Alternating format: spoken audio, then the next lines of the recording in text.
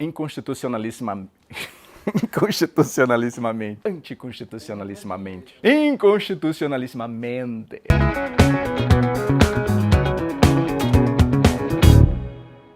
E aí, pessoal, Gazeta Explica na área e hoje para falar de justiça.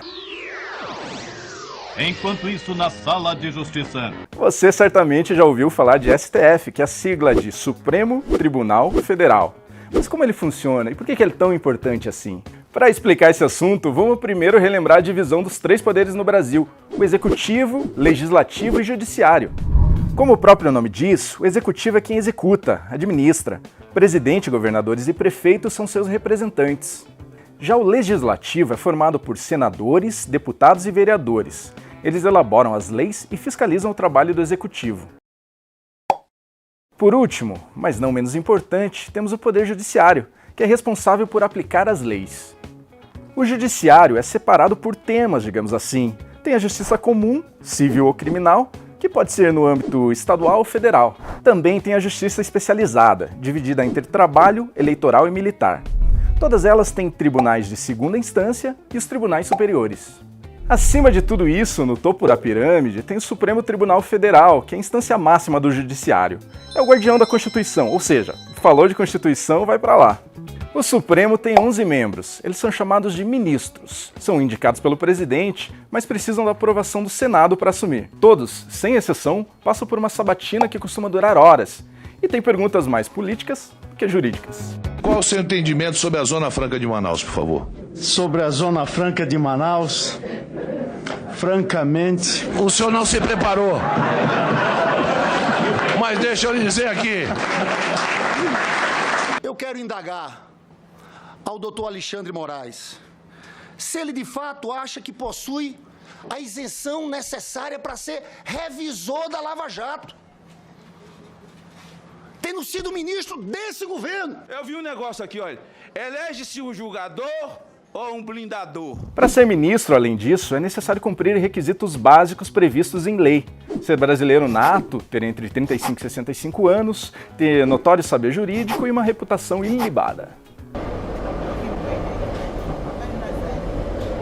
E para tentar garantir a independência total do tribunal, os ministros só deixam o cargo em situações bem especiais. A substituição só acontece em caso de renúncia, morte ou aposentadoria compulsória aos 75 anos de idade. Nunca por decisão política. Afinal, eles julgam quem os elegeu. Também há a possibilidade de impeachment para tirar o ministro do cargo, só que isso nunca aconteceu até hoje. Dá uma olhada na descrição do vídeo que a gente tem uma matéria sobre isso. Ok. A figura mais importante do Supremo é o presidente, que é eleito numa votação bem protocolar. A tradição ela manda que o mais antigo da corte, que ainda não ocupou o cargo, seja o eleito. Ele também é o quarto na linha de sucessão presidencial, após o vice-presidente, os presidentes da Câmara e do Senado. O plenário do Supremo é formado pelos 11 ministros e normalmente julga os casos mais importantes, aqueles que envolvem foro privilegiado, ou seja, todos os figurões da República caem nas mãos do Supremo. Listen to me very carefully.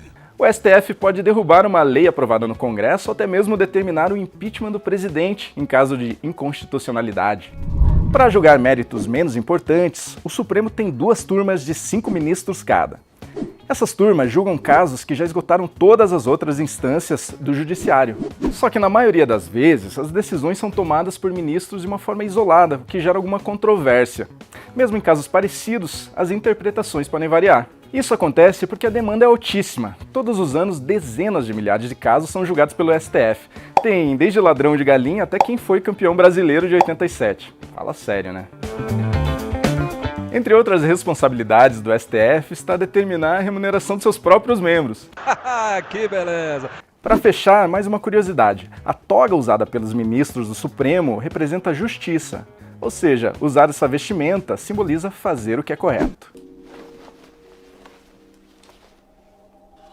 Uou!